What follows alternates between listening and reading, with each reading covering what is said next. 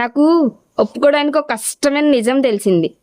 నేను ఆలోచిస్తూ ఉండేదాన్ని నేను ఏం చేస్తున్నాను అని. అప్పుడే నాకు ఒక ఆలోచన వచ్చింది. నన్ను నేను గ్రో చేసుకోవడానికి ఏం చేస్తున్నాను, ఏం చెయ్యాలి అని.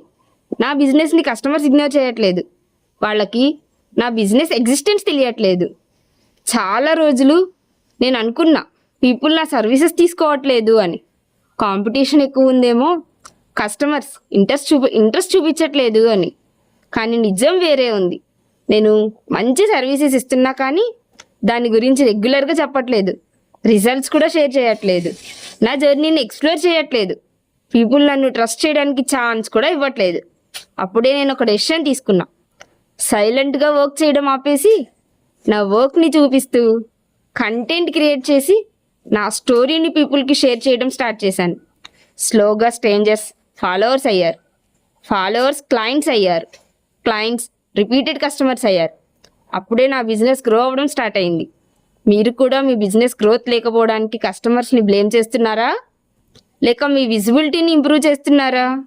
Think it once in a mean while. This is Sujini signing off today.